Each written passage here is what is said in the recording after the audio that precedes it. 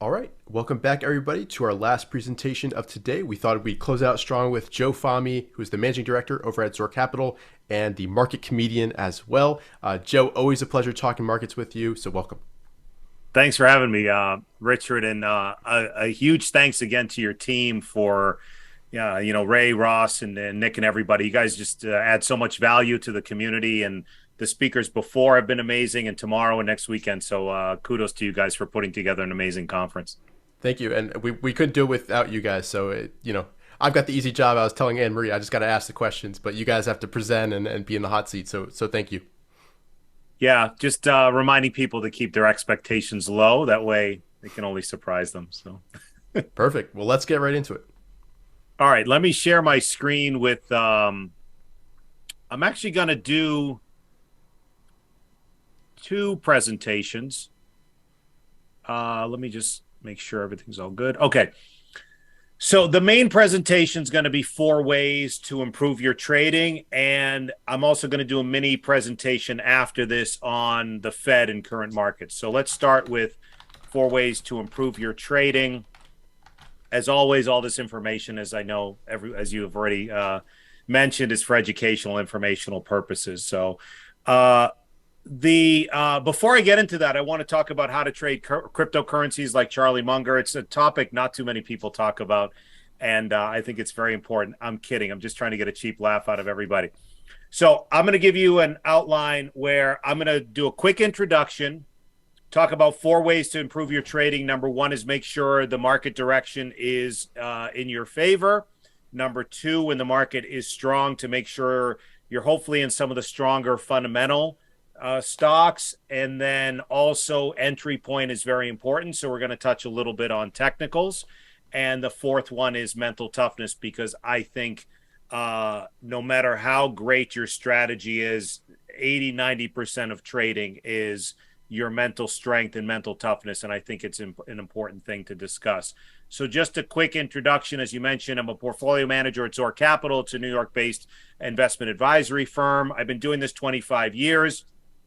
And I also run a blog at joefahmy.com where I also have an educational product. If anyone wants to reach out, you can just go to the website and reach out to me that way. So 4 ways to improve your trading. The first one is, it would kind of be nice to expose capital if the market is in your direction. I think that makes common sense. Clearly, this year we've been in an ugly downtrend. We've been below key moving averages. And if you reduced your exposure or had less capital exposed to the market, you would have survived so far this year. So I personally have 4 signs of a healthy market, but I want to share one of them with the viewers. And by the way, I can't say this enough. I'm for the people tuning in live, or even if you watch this on a recording, I'm beyond grateful for the people tuning in, because one characteristic of successful people is their desire to improve themselves. So by you guys tuning in, you're instantly showing that you want to improve yourselves, and I have tremendous respect for that. And I'm going to try to give you my best, and I know we're going to open this up for questions as well. But the first thing, if you literally don't remember anything from anything I say, I just want you to remember one thing. Plot the 50-day moving average on the NASDAQ. If you want to use the S&P, that's fine, on any individual stock. And just remember, if we're above it, for the most part, the market is healthy or the stock is healthy. If we're below it, probably a sign to get defensive and things are not healthy. I'll look at any stock anyone tells me to look at. If they say, hey, Joe, pull up XYZ, of course, I'm open-minded. I'll look at anything. But the first thing I'm going to look at on the chart is, on a daily chart, is if we're above the 50-day or below the 50-day. In other words, if you were stranded on a desert island for like 10 years, and then you had no idea what was going on, no communication with the world, and you came back and somebody said, what do you think of the market? And you just pulled up a chart. The first thing I'm going to look at is, are we above or below the 50-day? Why? Because that is the area of institutional support. It roughly coincides with the 10-week moving average on weekly charts. And statistically, traditionally, historically, that's an area of institutional support. When I get into the Market Smith charts, I'll show you some more. But bottom line is, you pull up any chart. Hey, I want to expose capital when the market's healthy. what's a great way to determine that? Just again, blindly without having too much trading experience or knowledge, is are we above the 50-day moving average? That's why I put on this slide. It's for the most part green lights to be in the market. Are we below it? It's a red light to get defensive and for mostly to stay out, mostly for traders. Now, as I said in the slide, it's not an exact science, but it can be used as a general red light or green light to stick with the trend. I like to use the NASDAQ composite because to me, that's the go-to index, the leadership index. You get over 3,000 stocks versus 500 in the S&P or 30 in the Dow. As I always say, you can do what works for you. People are obsessed with technicals on S&P. I really don't care. I like to use the NASDAQ. This is all about whatever works for you. So first sign, a way to improve your trading is look at where we are relative to the 50-day. If we're above that, that's usually a sign that the institutions are supporting the markets and probabilities are that breakouts are going to work. If we're below that, as we've been pretty much all this year, that's a sign to get defensive, reduce position size, raise cash. Breakouts are probably not going to work, and it's a time to have a little bit of sit-out power. So that's the first sign as far as a general sign to improve your trading is just instantly look at the 50-day. Even with an individual stock, if we're well below that 50-day, unless you're some longer-term value manager and you have a 5-10 year time horizon on something that's been beaten down that you've done fundamental work on, even if you just pull up a stock and say, hey, what do you think here? If it's above the 50-day, again, just trying to hammer that point for people who might have tuned in late. If we're above the 50-day, for the most part, it's a healthy sign. And if we're below it, it's a sign to get defensive. So that's one way to improve your trading. Now, I like to try to take people from start to finish. I've done webinars, I've done seminars and my educational product, all that stuff. So let's just go with the checkbox number one. Let's just say, hypothetically, we're above the 50-day and the market's healthy. Now, I want to take people to step two, a second way to improve your trading. It would be nice to try to find stocks that have characteristics of the biggest winners throughout history. That would be nice. It doesn't mean you have to do it that way. It's not the only way, but William O'Neill did these studies of the characteristics of the greatest stocks. Now, the key word here is before. I put it in bold, I put it in capitals, and I underlined it because the studies were, let's study stocks before they went on, not after they went on big runs. Let's study them, after they went on the big runs. Let's look at what they had in common prior to that.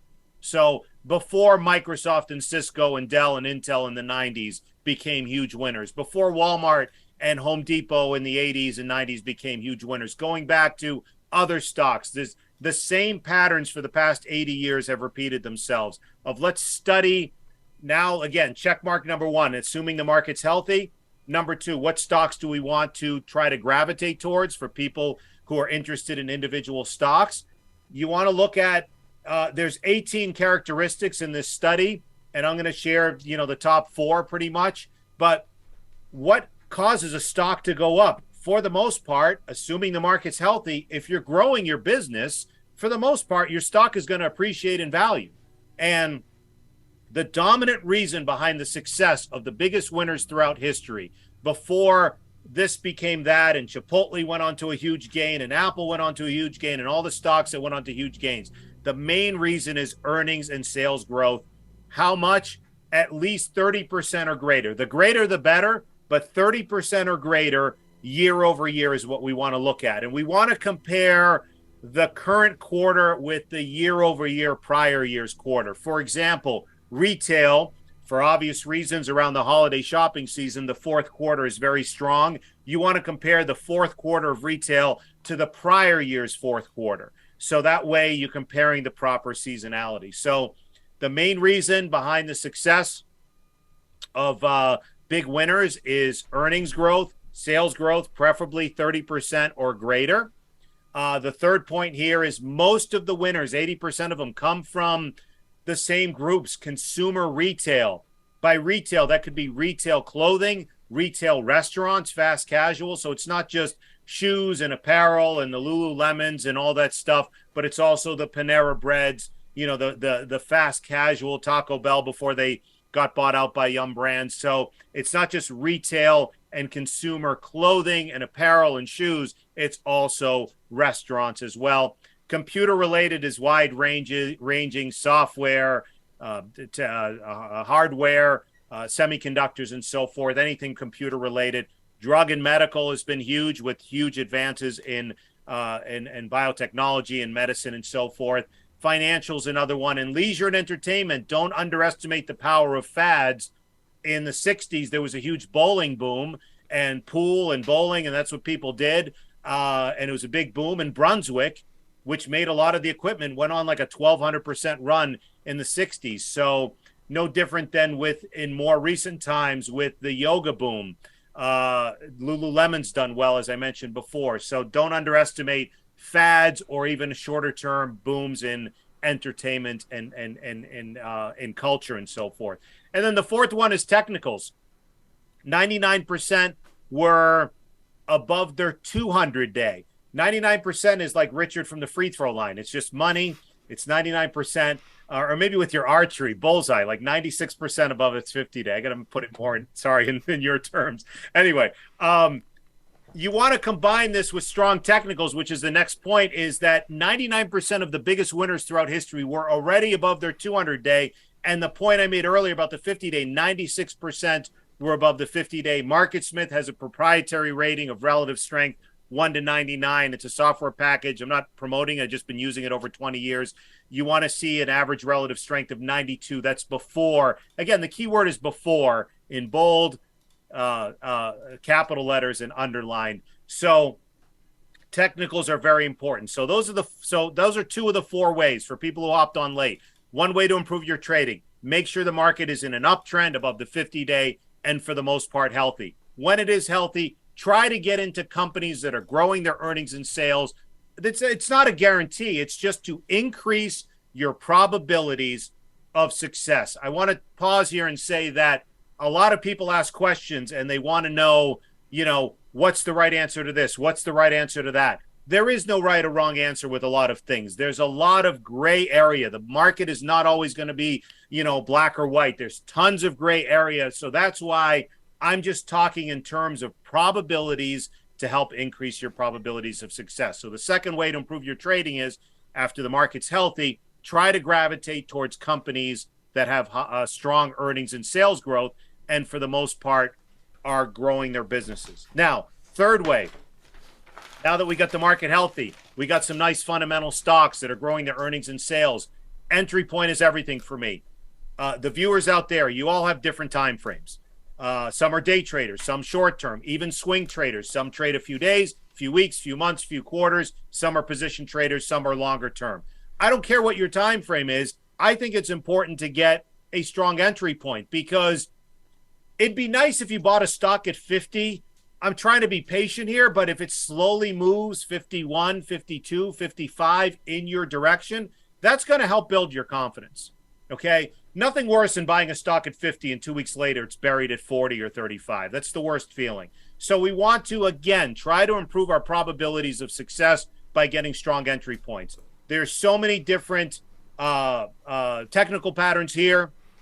As I mentioned, bases are formed during market corrections. So we're in a correction now. That's when bases are formed. The top two that I mentioned here, cup with handle and double bottom, are the most popular ones. For sake of time, I'm just going to get into cup with handle, which is the next slide here. I assume a lot of people have heard the expression cup and handle, cup with handle, blah, blah, blah. It's not a stupid question to ask. I've heard of the phrase, I've heard of the technical pattern. What does it exactly look like? Because I was trading like 3 years, been doing it 25 years now. It's like 3-4 years into it. I'm like, I asked, someone, can you just show me what a cup with handle looks like? It's not a stupid question, because remember, there's no such thing as stupid questions, just stupid people. Anyways, just seeing if people are paying attention. So cup with handle at the top of this slide, and at the bottom, this is from William O'Neill's book, 24 Essential Lessons for Investment Success.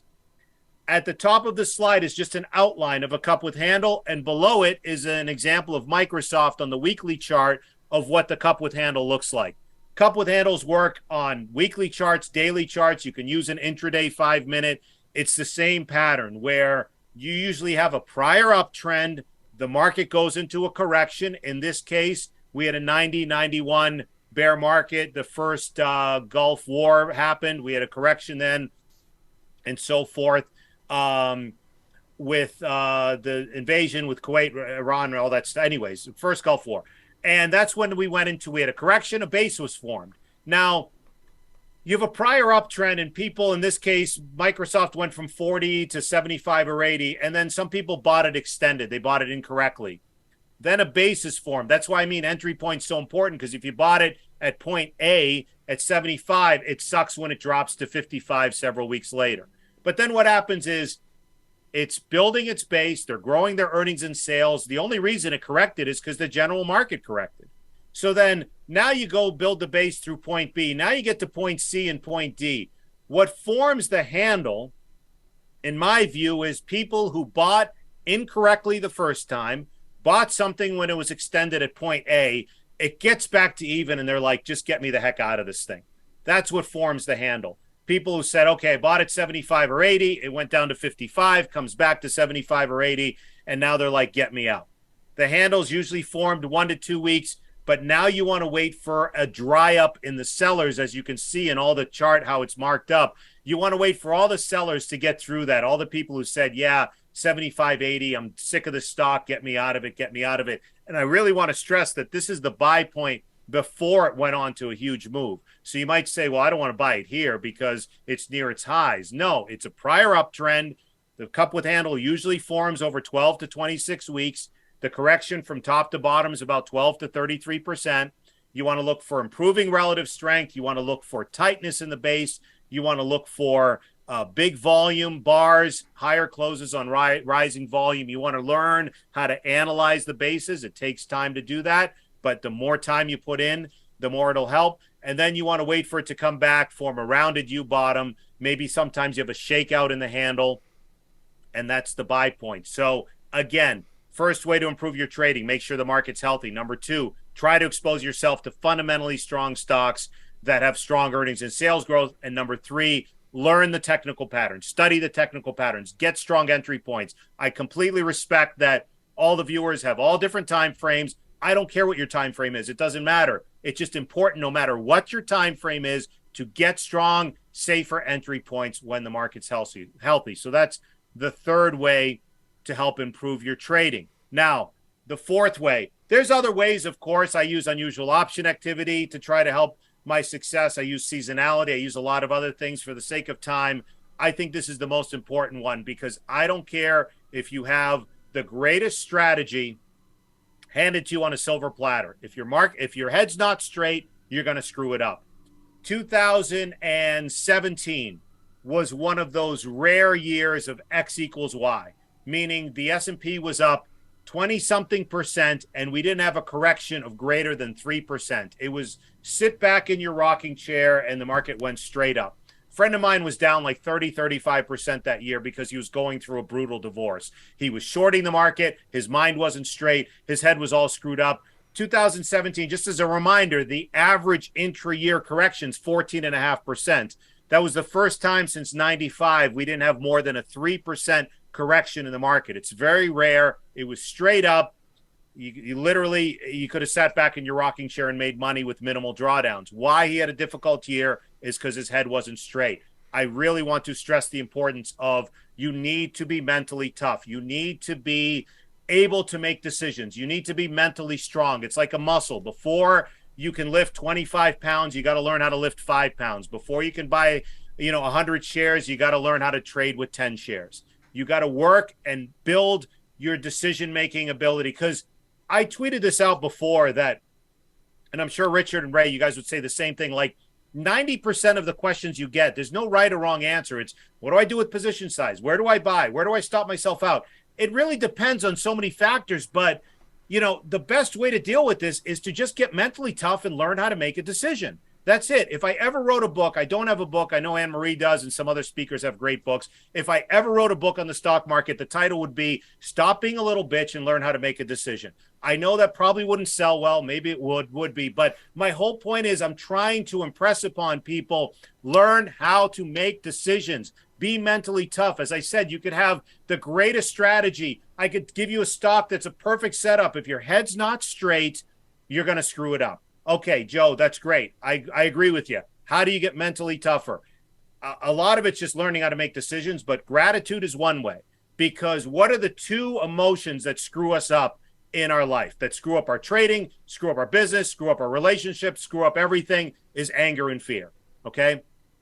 And one way to overcome that is to focus on gratitude, meaning that if you can focus on things you can be grateful for, then you will eliminate the anger and the fear, because the human mind is incapable of being grateful and angry at the same time. It's just physiologically impossible. You can't be grateful and fearful at the same time. Okay, Joe, well, what can I be grateful for? I don't know any of the viewers out there, or the majority of them, but you can be grateful you have a roof over your head. You have a little bit of food in your fridge. You got a family or friends that love you. You have a little bit of money. You're watching this online right now. There's a million things you can be grateful for. And when you focus on gratitude, your breathing calms down. You become a lot more relaxed. You become a lot more mentally sound. And those emotions of fear and anger that screw us up in everything in life, especially in our trading, those tend to go away. So you got to focus on gratitude. Physical strength. So a lot of people know this, that Tony Robbins coaches Paul Tudor Jones, who's one of the greatest traders of all times, one of the greatest money managers of all times. Why? Because of consistency, consistently profitable for whatever, 28, whatever the number is, years. Okay. And he pays Tony Robbins seven figures a year. I don't know the exact amount. Who cares? But he pays him every morning to make sure he is mentally strong and mentally tough. Tony Robbins says that people pay him seven figures a year to coach them. I'm going to tell you for free, the first thing I tell them all, get your ass in shape. I'm going to tell you for free, when people pay me seven figures for personal coaching, the first thing I tell people, whether you're a trader, even if you're an athlete, a business person, running a family, whatever the reason is you go for personal coaching, the first thing he says is get your ass in shape, because physical strength will lead to mental strength. So I know people who do triathlons, who are in incredible shape and go and run like crazy and do all sorts of physical activity and hike and everything. They're in way better shape than I am. There are other people who are struggling with it. At least walk, especially on the weekends. Get off of Twitter, get off of social media. It's toxic, except to watch this conference, then it's okay. But other than that, just go out for a walk, spend some time outside, work on your physical strength, because that'll help your mental strength. Reading, feeding your mind. There's a great book called The Magic of Believing by Claude Bristol. And he talks about feeding your mind with good ideas. You want to feed your mind with strong, I'm going to get into the reading list for trading in a minute, but reading and feeding your mind will also help with that strength. Surrounding yourself with like-minded people. If you're determined to improve something in your life, you got to make sure there's an expression, you become like the 5 closest people you hang out with. So if your significant other smokes, you're probably going to be a smoker. If your significant other goes out for a workout, you'll probably go out for a workout. If they're a crackhead, you'll probably be a crackhead. You get my point, is that surround yourself with like-minded people. And all of this will help you build confidence by making decisions. As I said earlier, the best way to lift 25 pounds, start with 5. The best way to trade 100 shares. For example, I've given some people a stock and I say, I like this stock. And then it takes off and they're like, I was going to buy it. Well, what were you going to buy? I was going to buy 100 shares and I hesitated and blah, blah, blah, blah, blah. I'm not criticizing. We all go through this. And I say to the person, well, why don't you just start with 10 shares? I wanted to lift the 25 pounds, but I couldn't. Well, start with the 5 pounds. I mean, I wanted to buy the 100 shares and I hesitated. Well, then buy 10. What does buying 10 do? Is, let's say you make that decision and you're right. The next time around, it builds that muscle and becomes easier to buy the 10 shares, maybe even the 20 shares. When you get your confidence reinforced, you can work your way up. So for newer traders, or if you're struggling with your confidence, build your confidence slowly by making decisions. Start with a smaller amount. That'll help build. I don't like paper trading because your gut, your hard-earned money, your emotions are not involved in paper trading. I don't care if you're starting with $500. Start whatever it is. People say, how much should I start with? Again, there's no right or wrong answer. I'd like to start with like, I don't know, 200 million. That'd be a nice number to start with. But since I don't have 200 million, start with whatever works. I mean, some people say, is 500 enough, 1,000 enough, 5,000? Start with whatever works. Build it small, and it'll help to build your confidence. What else do we got here? So feeding your mind with reading. I love the expression success leaves clues. So study success. Don't reinvent the wheel. Find a strategy that fits for your personality. If you don't have a personality, go out and get one. Come back, find a strategy that works with your personality. If you are fundamental, study Peter Lynch. Study a lot of one of the greatest fundamental investors of all times. If you are value and that works for your personality, study Graham and Dodd, Warren Buffett, and all that stuff. If you're a trader, all the Market Wizards books, and I know Jack Schwager has more Market Wizards books, but the main ones, I love the OG one, the original one with Ed Seykota and William O'Neill and Paul Tudor Jones and David Ryan, some great people in there. But my point is, find a strategy that fits your personality and try to study other successful people from the past that have done well, and then mimic their blueprint with your own style. I love the William O'Neill style. I love the Jesse Livermore style. Doing this 25 years, I've implemented unusual option activity. They never talk about any of that stuff. I'm not going to blindly follow somebody. It's just something over the past 5, 6, 7 years that I've implemented to help my style. So my point is, find a blueprint and continue to improve. As I said earlier, one characteristic of successful people is they're always looking to improve. One thing I love about this game, I'm literally learning stuff. After 25 years of doing this, I'm literally learning stuff every week, and I love it. Once someone says, yeah, I got it all figured out, they're screwed. They're done. The market will conveniently find a way to punch your arrogant attitude in your face. You always have to be humble. One thing I love about David Ryan, he says, what's a great characteristic of a successful trader? Humility. You need to have humility. You always got to be willing to learn. You're not smarter than the market. As we've said, the market doesn't care if you have to feed your kids, have to pay your bills, doesn't care about you, doesn't care about anything. You have to be humble, find a strategy that fits your blueprint, and look to grow from there. I have a recommended reading list. How to Make Money in Stocks. The greatest lesson you can learn for chart reading is How to Make Money in Stocks, 4th edition, William O'Neill, orange cover. Study the first 100 pages in that book. I will say this again. It's like $14.95 on Amazon. Get the paperback, get in your house. History doesn't always repeat itself, but it tends to rhyme. Maybe when you go to bed at night, you're trying to fall asleep. You can listen to a Fed speaker. That also knocks me right out. Who needs Ambien when you can listen to the Fed talk? But go through the charts. In all seriousness, study the 100 charts, the first 100 pages in that book. It's the greatest winners throughout history that the O'Neill team marked up, annotated where to buy, where to add to, a normal consolidation, where to cut your losses, where to sell. Study those charts. That's the greatest lesson you can learn in chart reading, in my humble opinion. How to Trade in Stocks by Jesse Livermore. That is cited by so many people, that and Reminiscences of a Stock Operator, not just stock traders, but like Bill Gross, for example, the great bond trader, you know, from PIMCO and Janus and so forth. His favorite book is Reminiscences of a Stock Operator. That's a great book. Talk about mental toughness. Mark Douglas, disciplined trader, trading in the zone, explains this shit way better than I can.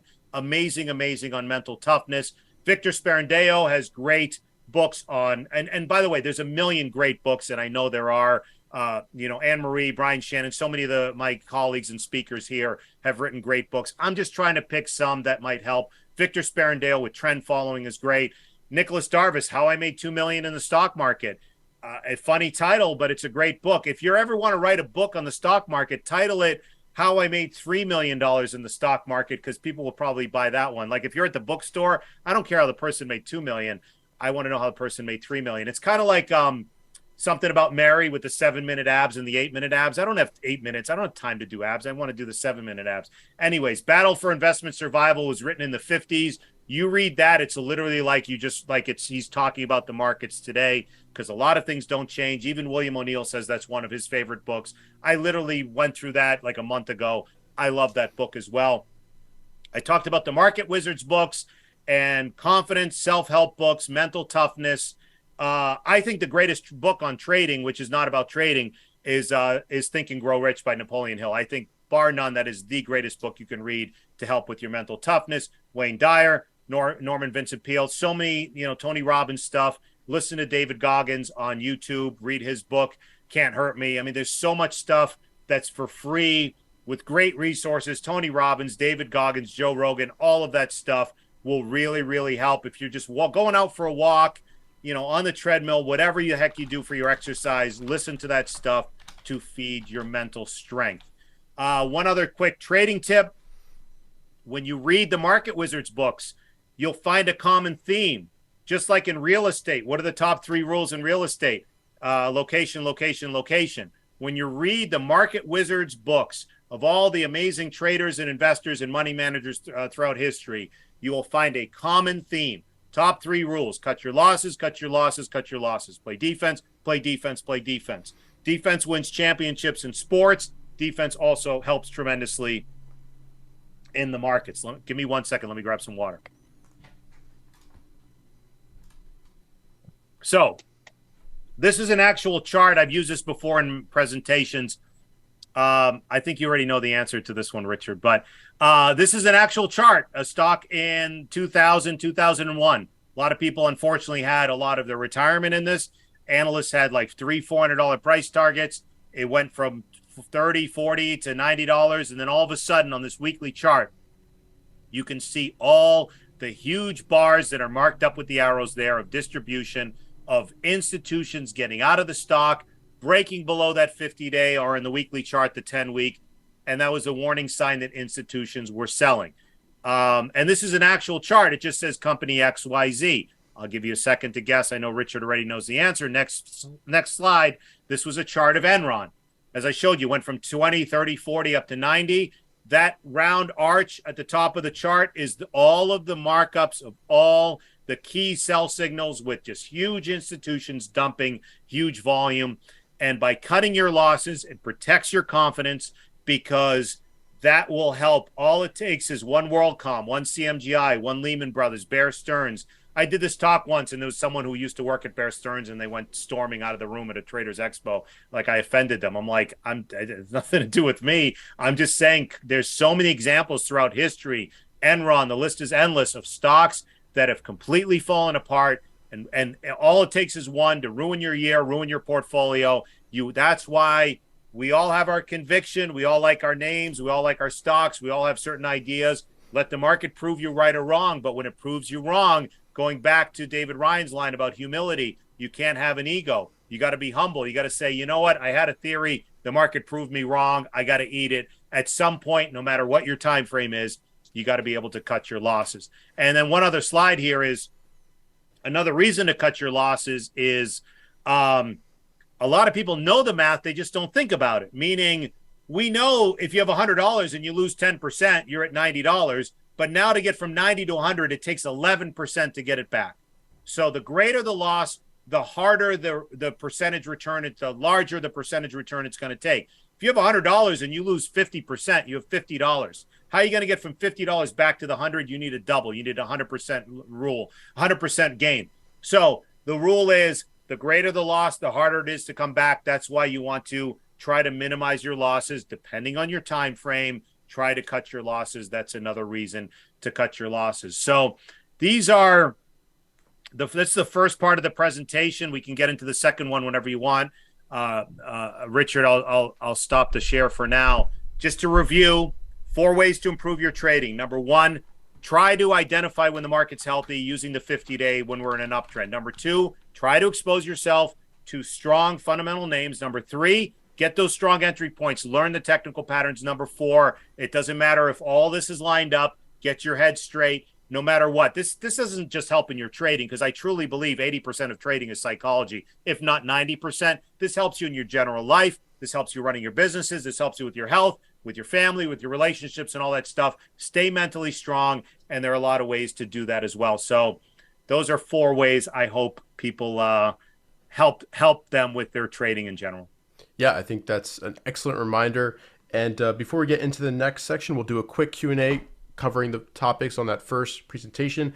And to kick things off, Joe, I'd love to ask you, going back to those characteristics of big winning stocks, is there a certain kind of market cap, size that you look for as well? Do you focus more on the smaller caps, the mid caps, or do you also favor the large caps as well? Yeah, that's a great question. I like to try to find the mid cap names. It's not to say, mid cap names would be, I would say, like 2 to 20 billion market cap. it's not to say that, obviously the smaller cap names can't work, but, and it's also, in recent markets, the FANG stocks have been all mega cap names that have done well. Yeah. So that's an awesome question. I just don't know what the right or wrong answer is. I'm trying to find those mid cap names that might go from 2 to 10 billion in market cap, or maybe 5 to 20 billion. Not to say that, an Apple, when it crossed 1 trillion, didn't go to 2 or 3 trillion or whatever it went to. Not to say you can't get a big gain out of a monster name, like Amazon and Google and all the FANG names. But the sweet spot for me is the sort of mid cap, trying to get from that 2 in that range, 2 to 5 to about 20 billion market cap. Perfect. And along those lines, there's also a few questions about what you kind of look for in terms of that like N factor, new and innovative product. A lot of the people who follow CanSlim, that becomes really, really important. We always kind of want to see that theme going on. So I'd love to hear your thoughts on that and kind of what you look for. Yeah, I like to, it's not necessarily new. It's themes of when I screen, and let's go through 100 stocks, let's say a couple years ago, or around the pandemic lows. I go through 100 stocks and like 20 of them are software related. So it's telling me there's maybe a huge boom in the cloud, obviously work from home, huge boom in software cloud and so forth.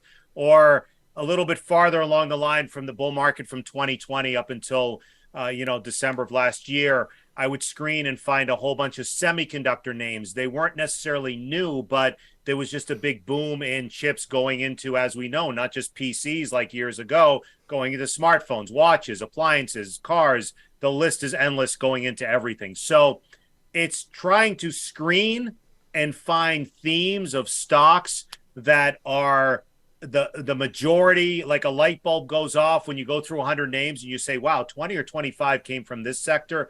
That'll help me gravitate towards not necessarily sometimes what's new, but what might be ready for a new boom and growth. Yeah. So to kind of use an example in current markets, biotech, that's kind of been the theme that's been working. So yeah. 100% agree. And there are a few questions about, why you picked that 50-day moving average. There are a few, why don't you use the 20-day, 8-day moving average? So I'd love to hear your answer on that and your thoughts overall. Oh, yeah. No, there's no right or wrong answer. Some people who are short-term I've heard some people say I use the 8-day, I use the 9-day, I use the 10-day. Yeah. I really don't care. I mean, my charts, I have the 10-day on there, the 21 EMA, because Mike Webster said that the studies they did at O'Neill throughout history, the 21 EMA tends to hug the charts a little bit better. So that's a great line. It depends on time frame. There are some people who are like, I don't care if you're a junkie, short-term crack day trader. I really don't care. There's some people, they're like, why would I use the 50-day? I'm just looking for super strong uptrends. God bless. Do what works for you.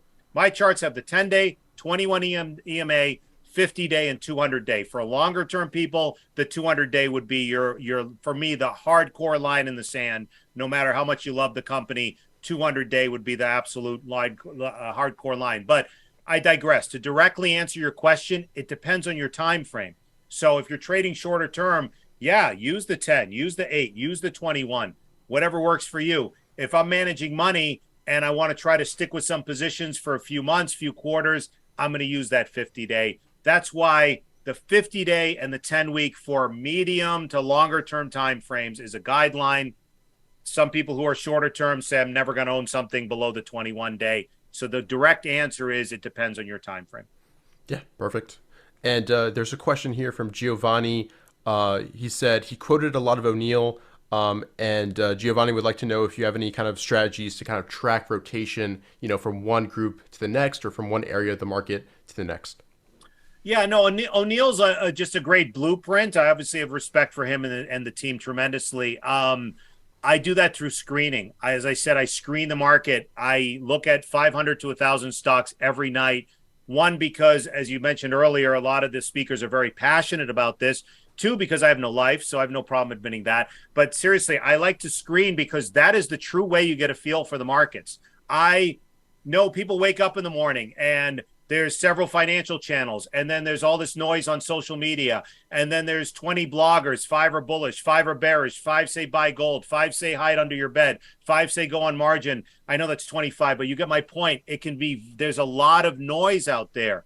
What helps me shut out the noise and to find the sectors that are being rotated into is by screening. To your point, I've been saying since May, June that biotech is likely to be a leader for the second half, and we'll get into that later. But my point is that where did I come up with that? I was screening. That's what screening helps shut out the noise, helps you focus on the phrase.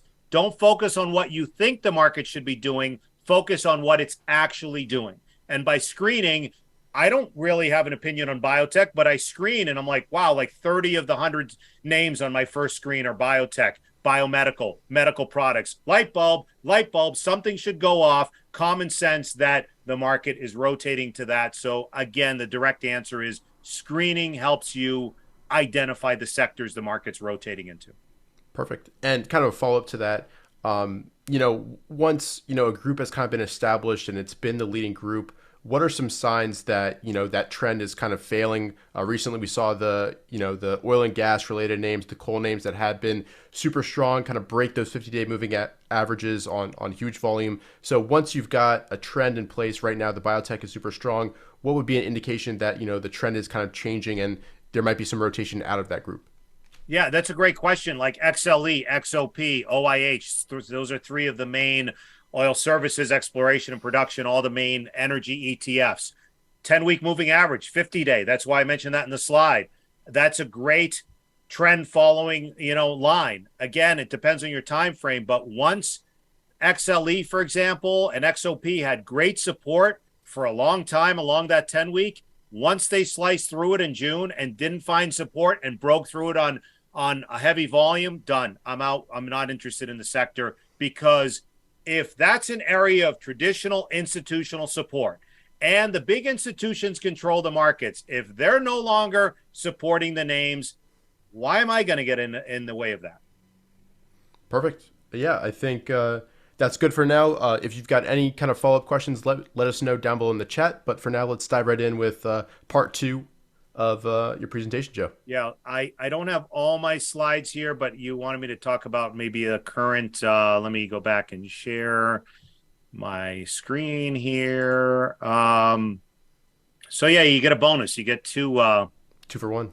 You get 2 for 1. So we did 4 ways to improve your trading. This is where I'm going to pull up Market Smith, and I'm happy to have a discussion with you, Richard. Maybe if you want to ask questions from here is, trading 25 years. I'm trying to help people speed up the process. We've always heard the phrase, don't fight the Fed, don't fight the Fed, don't fight the Fed. It comes from Marty Zweig, the late, great Marty Zweig, came up with 2 awesome expressions, don't fight the Fed and don't fight the tape. So trading 25 years, I kept hearing don't fight the Fed. It really didn't resonate with me. It really didn't leave a strong impression upon me until the last 5 years. I'm not a macroeconomist. Talking about macro, again, talk about knocking you out and boring the you-know-what out of you. Like, macro is way too boring. However, you need to know the general direction, the general tone, the general philosophy of the Fed. I've been saying since beginning of the year, and I especially hammered it in April. I wrote about it for free. I went on TV. I wrote about it for Yahoo Finance. I talked about it, tweeted about it all the time with the phrase of, we're not going to see a sustained uptrend until the Fed is done with this interest rate hiking cycle. And since April, we've seen some bounces, but everything's short-lived. Why? Because the Fed is raising rates, taking liquidity out of the system, and you don't want to fight that. And it really resonated, I think, for us to get more into current markets and so forth. I think we need to get verbal confirmation or an announcement from the Fed that they've at least, I don't know about whether I use the word stop this current rate hiking cycle or pausing it until they basically shift policy and say, we've raised rates enough, now we're going to pause and let the rates filter in and absorb into the system. That's when, in my view, for people who have a time frame for longer than 7 minutes, this is for people who are looking for a keyword, sustained uptrend, is when the Fed signals they're going to pause, in my opinion. Let me give you some examples. And I wrote about this recently and talked about this so many times, which is the reason I say this is because, again, it's really resonated with me when we've been in past corrections. It wasn't until we got some sort of verbal announcement from the Fed chair that helped lead us out of this. 2010, we're in a 4-month correction. We had the flash crash of May 2010. We go through a 4-month correction, oscillating, complete garbage, 5 days up, 5 days down, nothing sustained. And then it wasn't until September 1st, 2010. I always joke, I don't even remember what I had for dinner last night, but I remember specific dates in the markets. Ben Bernanke, the Fed chair at the time, at the Jackson Hole Symposium in Wyoming, came out September 1st, and guess what? He announced QE2. Follow-through day, September 1. Gives the institutions confidence to come back in, because I can't repeat this enough. The institutions control the markets. The big pension funds, mutual funds, hedge funds, the guys and gals who are trading millions, if not more than that, shares. They control the market. So, common sense, it'd be nice to kind of follow what they do. Wait for signs of big volume coming into the markets. QE2 announced that liquidity, accommodation, and was an equity-friendly environment for a sustained uptrend into the fall, into the end of the year in 2010. Fast forward to 2018. This was another example. Current Fed chair, I almost forgot his name, Fed Chair Powell, Jerome Powell, says, we're going to raise rates. They were raising rates slowly and steadily through 2018. And then he says, we're going to keep raising 3 or 4 more times in the following year. We went into a correction, about 20%. And then he came out in mid-December of 2018. We're going to raise rates again, maybe even reduce our balance sheet. The market clearly couldn't handle it. I don't care about the mechanics. I know there's a lot of leverage in the system. I'm not here to argue it. I'm just here to analyze it. We went into a correction, and then credit spreads widened. It got to a lot of things happened in the markets. The structure of the markets were in trouble. He came out January 4th of 2019. We will be patient. I don't know why I did the Dr. Evil finger quotes, but we will be patient with monetary policy. A Fed announcement, that verbal announcement that they're going to be patient with monetary policy. Follow through day on January 4th, 2019, sustained uptrend. Let me give you 2 quick examples. Let me move over because I apologize I didn't get to finish all my slides. Let me pull up MarketSmith. Give me 1 second. This is live, MarketSmith. And can you see MarketSmith now? Yep, just popped up. Okay. So let's go back to 2020. So I talked about 2010, and let's go back to the pandemic correction. Pandemic hits. We had a follow-through day on April 2nd on the S&P 500. This is the NASDAQ. And on the NASDAQ, a big volume day, up whatever it was, 7.3%. Huge volume day. Follow through day on April 6th on the NASDAQ Composite. What led to the institutions coming in was insane Fed liquidity and policy. Bond buying. They did more bond buying, as I mentioned, in these first 6 weeks following the pandemic than they did in 9 years combined. More treasury purchases in 6 weeks than in 9 years from 2009 to 2018. Insane amount of bond buying. Interest rates, zero. Liquidity, increasing the money supply, doing everything they can for a once-in-a-century pandemic to make sure the markets in the whole world and the economy doesn't collapse. So they provided insane liquidity. Those announcements of all the series of announcements of liquidity and accommodation, similar to 2010, similar to the end of 2018, these announcements helped us to a sustained uptrend. That's the third example. Now reset to today. What happened in December of 2021? We had a nice sustained uptrend because when you look at the weekly chart here, since the pandemic lows, for the most part, we held that 10-week. You don't want to fight the Fed when they're providing liquidity, right? And then what is the main reason, in my opinion, we broke through the 10-week? When you go to the daily chart, it's because all of that liquidity, bond buying, the Fed said, we're going to stop our bond buying in 2022. Big distribution, market starts to break down. Interest rates at zero. The Fed says, we're going to probably raise rates in 2022. Another leg down with more distribution, showing signs of the big institutions getting out. Early to mid-January of this year, in their Fed minutes, we're going to start to reduce our balance sheet. more distribution breaking below the 10-week and eventually the 200-day. So my point is, of this whole rant, soliloquy, TED Talk, whatever you want to call it, is that you don't want to fight the Fed. When they're providing liquidity, don't get in their way. When they're providing an accommodative, equity-friendly environment. In my opinion, I can't put a percentage on this. Let's say 90% of this decline this year is because the Fed stopped their bond buying, stopped their accommodation, raised interest rates, reducing their balance sheet, and that's what leads to this downtrend. And in my humble opinion, we won't get a real sustained follow-through day and sustained uptrend until they pause their current rate hiking cycle. I can keep going. Unless Perfect. That's awesome. And I just want to ask everybody watching, go ahead and leave a question down below in the chat box. We can cover individual stocks as well as the rest of the market. But first things first, Joe, I want to kind of ask you, how do you combine this kind of macro analysis with the analysis of the leading stocks? Because right now, as we mentioned previously, biotech has been pretty strong. So are you less aggressive? Are you lowering overall position size if you are taking trades? How do you kind of handle that when, the market's in a longer term downtrend? And of course, we've got kind of the Fed, being a headwind versus a tailwind. Yeah, I try to just look at the overall picture. I'm not a macroeconomist and all that stuff. Coming into this year, and I mentioned to my educational members, we were still holding up here. And coming into January, when there's mixed signals, there are still a lot of semiconductors holding up well. I said, okay, I can make the argument that the Fed is taking away all this liquidity and we can fall apart here. I can also make the argument that the market at the time was incredibly resilient and some semiconductors were holding up well. So, and I, disclosed all this publicly in the sense of, I just said, well, why don't we meet halfway? It doesn't have to be margin. It doesn't have to be all cash. Let me be 50% invested. That way, if we break down, you have a big amount of cash, fairly large amount of cash to hopefully cushion the downside.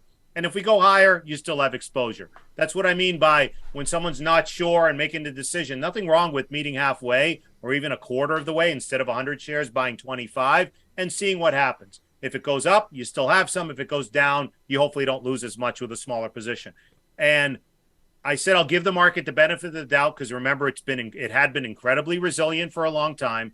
And then once we broke below the 50-day and all this distribution continued to come in, that's where I combine. I don't care because the stocks are breaking down, nothing's showing up. And that's when I pretty much went, for most of the year, 0 to 20% invested with huge, heavy cash because there were no stocks setting up. So it was a combination of the Fed coming in combined with when I screened, not finding anything. And the few stocks that were holding up in semis were breaking down. And then when we had these follow-through days in January 31st, we had a follow-through day. I literally was like, that night, I sent out a note saying, BS, this is not going to be a valid follow-through day. There were no stocks setting up. When we came into April, we ran into the 200-day. We had that sort of end of the quarter short covering rally, portfolio adjustments. There were no stocks setting up. That's when I publicly came out and said, nothing sustained until the Fed changes their tune because you don't want to fight that. So I don't know if I answered your question, but I've been keeping things light because of no stock setting up. Now, to answer your question on biotech, let me show you something a few weeks ago that kind of the market tipped its hand a few weeks ago. The S&P 500 a few weeks ago was down 4 weeks ago, was down 5.79% on the S&P 500. NASDAQ Composite 4 weeks ago was down, or maybe it was the prior week. Let me see. Let me go to XBI. Give me 1 second. This is live. I got to go to the week. Yeah, it was here. Sorry. Let me reset. S&P 500 4 weeks ago was down 5.9%. NASDAQ Composite 4 weeks ago was down 4.78%. Russell 2000 4 weeks ago was down 7.5%. That was 4 weeks ago. 3 major indexes down between 5 to 7.5%. Hopefully people are following. Look at the XBI 4 weeks ago. 4 weeks ago right here, up 0.87%. I can't think of anything as clear as day when the market averages are getting massacred and a lot of growth stocks are getting killed and biotech is green on the week. That is relative strength. Relative to the markets, a index showing strength. That was the main reason I said at this point I'm going to start taking a position, because if you survived a 5 to 7.5% week to be green, then that's the number one reason, because of the relative strength. I started to get into XBI and started even saying and tweeting, I think, to my educational members, I went on TV and said, second half of the year, I think biotech is going to do well. That's reason number one. Reason number two is I start screening. A majority of the stocks showing up on my screens were biotech, medical, biomedical, medical products. That was part of the second reason it started to confirm my conviction, because a lot of stocks were approaching 52-week or near-term highs. That's the second reason.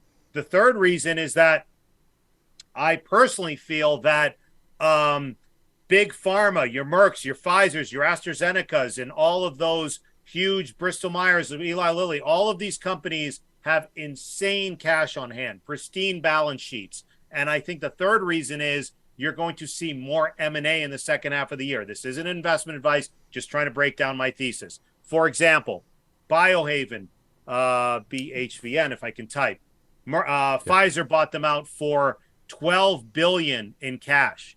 Okay. TPTX was another one that Bristol Myers bought out for over $4 billion.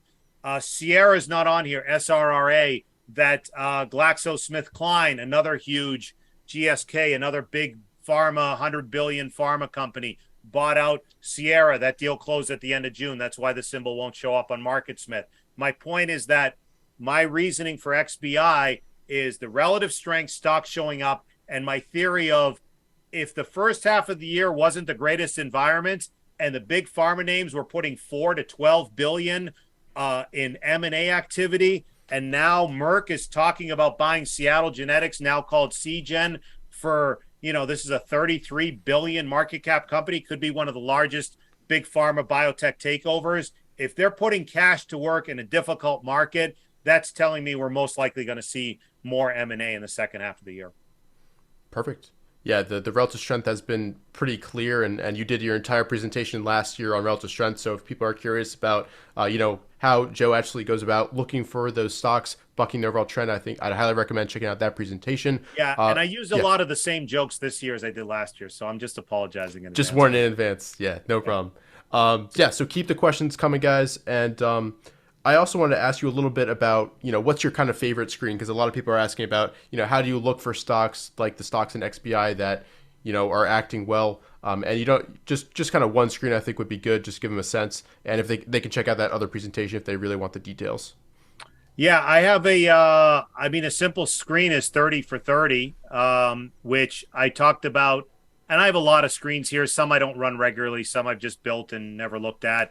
I want to stress something here, that there's no magic in the screens. There's a lot of people, and I have no problem sharing whatever. For all my educational members, I share my screens. But my point is, people think there's some mad scientist, complex derivatives, unbelievable, like crazy stuff behind the screens. It's pretty damn simple. Mike Webster always is coming up with screens and playing around. My main answer to this one is be resourceful, put in the time, play around with screens, and putting in the time. The magic isn't in the screen to build, because I'm going to show you a screen that's pretty simple.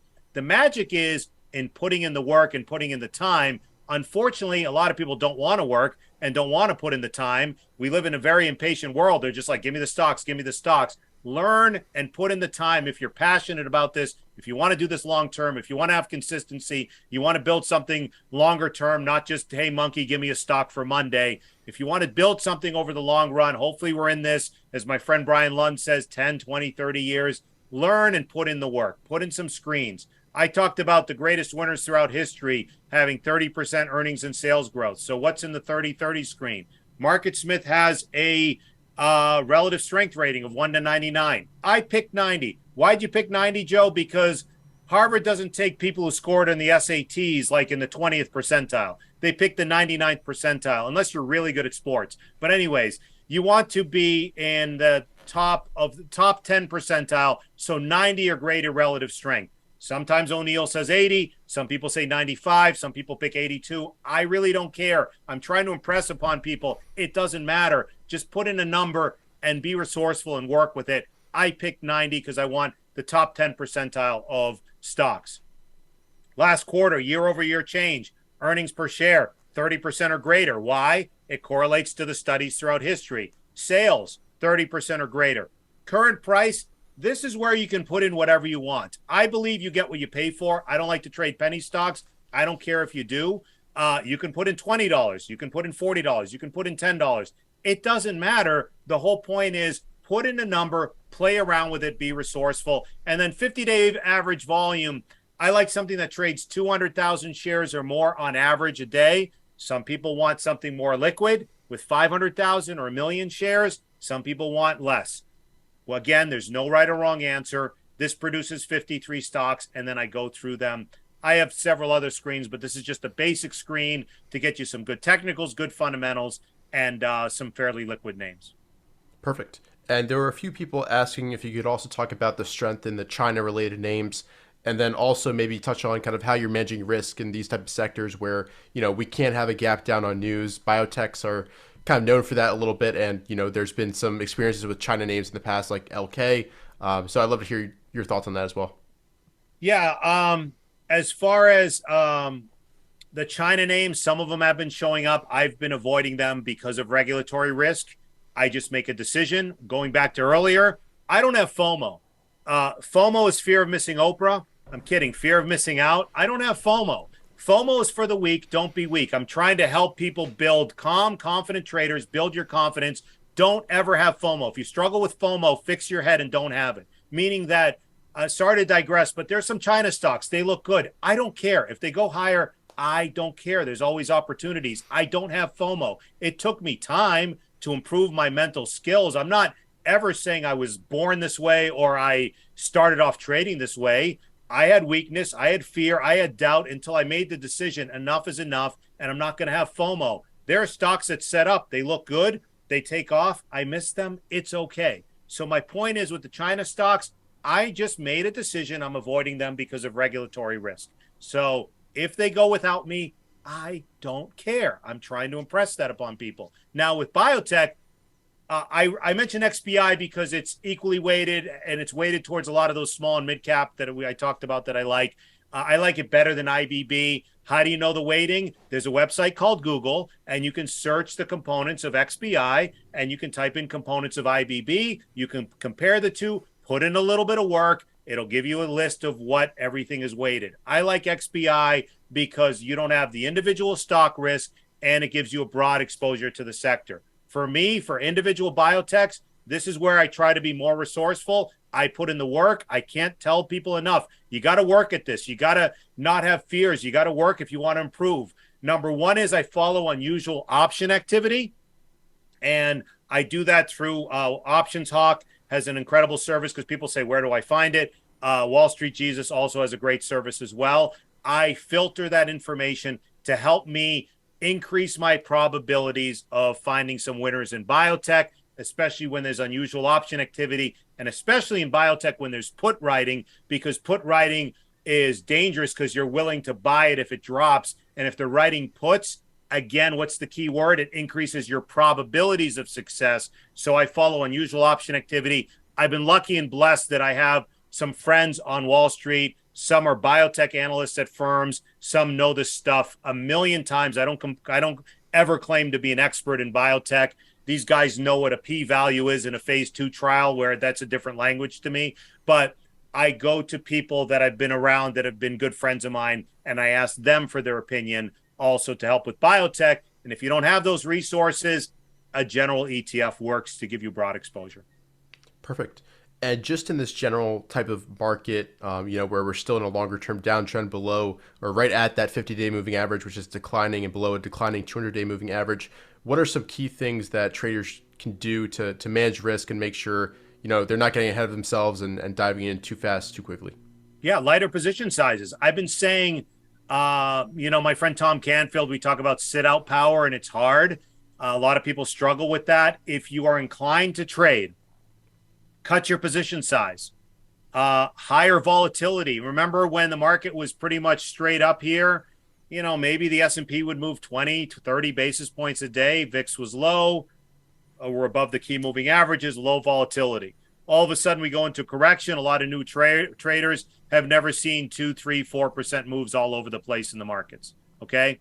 So what is lowering your position size do? It helps you from getting chopped up. So instead of 100 shares, go for 10, go for 15, go for 25, cut your position size, because that can help you deal with higher volatility. So I've mentioned 4 ways to at least increase your chances if you're inclined to trade in this environment. Number 1, try to find some of the stronger stocks. There are stocks, while the market is significantly off of their highs, and a lot of the ARK names are 60 to 90% off of their highs, put in the work. There's some stocks that are near new highs that at least you're giving yourself a shot that they've survived relative strength wise. So far, they've survived this correction. Number 2, use lighter positions to help minimize that volatility. Number 3, get strong entry points. Do not chase extended stocks, especially in a difficult market. The market does not care about you and will punish you in a difficult market. In a stronger market, it forgives your mistakes. In a more difficult market, it is ruthless. So get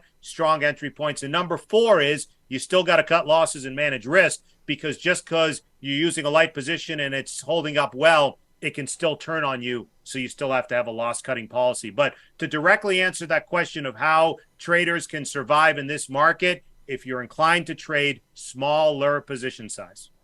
Perfect. I think that's key.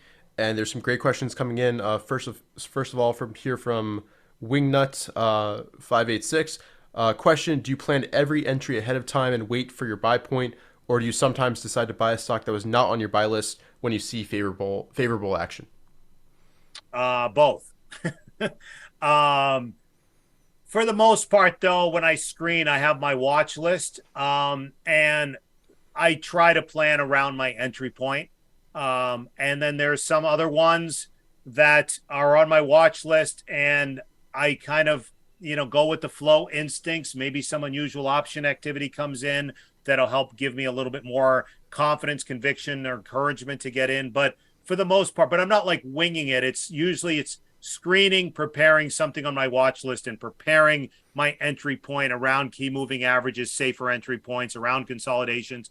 And then I might use some other factors to maybe get in. But for the most part, they're names that are already on my list. Perfect. And there's a question here about sell rules. So the question is from Rohit. How do you nail down profits and look for selling points? And maybe you could answer this both in, the frame of a strong uptrend, as well as in a period more like, this choppy, more volatile action that we're seeing currently. Yeah, I mean, examples like I was telling people with XLE, it came out of a primary base here and then ran up and held its 21-day, had a normal visit to the 50-day. When it starts to get extended and starts to get vertically extended, look, this sounds so dumb, but you have 2 choices in the markets. You either sell into strength or you sell into weakness. Those are your 2 choices. When something's going straight up, you sell into it, or when something's going down, you sell into weakness. So I prefer to sell into strength, because at that time, that's when there's a lot of liquidity. And if someone says, well, what if it goes higher? What's the fear of missing out? If you bought this properly at 60 and it's closer to 90 and getting extended, what have you missed out on? Like, I'm not saying you have to take all your profits, but you can take partial profits when something's extended. NVIDIA was another one. Split adjusted, went from 4 to 350. When it starts to get a little bit vertical, one of the sell rules from O'Neill is sell on the biggest up day on a 6 to 12-day run. It's in chapter 9 of how to make money in stocks, tons of sell rules. When something goes vertical, well, what if it goes higher? Stop whining. Take some profits off the table when things go vertical. And I'll teach this lesson to people, or mention this lesson, which is when I first started trading, I would cheerlead and say, go baby, go baby. When things were going up, I'd get all excited. Now I reduce my emotions, and instead of getting excited, I say, this has gone a little bit vertical. Take a little bit, if not the whole thing, off the table. So one great sell rule is when things get extended. When you talk about this choppy market, you kind of have to, just trade. You have to shorten your time frame in a choppy market. So that that opens up a whole can of worms. It just depends on your time frame, maybe to take smaller positions in shorter term profits. Perfect. I don't see too many more questions coming through, but Joe, I'd love to ask you. I've asked a few speakers today. What's your overall favorite quotes related to trading, or I'm sure you've got some good ones related to just general life as well. So I'd love to hear your thoughts on that. I mean, the best advice I could give anybody, if you said, hey, someone asked me, what would you give advice you give your 20-year-old self? I'm only 22, so I'm not that much older, but I would say protect your confidence, work on your mental strength. That's everything. That's everything. One of my favorite quotes is Jesse Livermore's, nothing changes in the markets. Human beings are the same. So the same, let me get off the share here. The same fear and greed that existed 100 years ago exists today and will exist 100 years from now. So I'm paraphrasing, but he basically says nothing new happens in the markets. The dot-coms of the late 90s were the railroad stocks of the late 1920s. So stocks come and go, but one thing that's consistent is human emotion, and the same fear and greed that existed will continue to exist. That kind of ties into, that's why it's important to work on your emotions, work on your mental toughness. And if I would tell anyone, not just younger traders, newer traders, experienced traders, continue to work on your mental toughness and protect your confidence. Perfect. I think, I think that's a decent place to end it. Joe, any kind of last minute advice? No more questions. Nice. No more questions. Yeah. Any other piece of advice that you want to share with everybody before we close it out the first day? No, I mean, one other question I was asked recently is when I've said just with recent markets of nothing sustained until the Fed is done with their or pauses their rate hiking cycle. It's just a guesstimate, maybe their upcoming meeting at the end of July or September at the latest, because I don't think they're going to want to look like they're messing or interfering with the midterm elections. So not only that, but I think they've also, you got to remember, they've come from 0 to 2, 2.5, maybe whatever they get to. That's a lot of interest rate hikes that you need to let absorb into the system. So I also know that statistically midterm election years bottom around August, September. So just stay positive. I know it's been a tough first half of the year. Protect your confidence. Keep your head up. Hopefully you've protected capital. Protect your confidence, but keep putting in the work. And I'm confident that we're going to get a fourth quarter rally. I'm not just saying that happy-go-lucky, but you're starting to see some things form and a little bit of subtle signs of improvement. But my advice now would just still be patient, still be defensive. And if this rally's for real and if the market's going to bottom, there will be plenty of time to make money. Just be patient and let the market prove itself for stronger conditions to show up.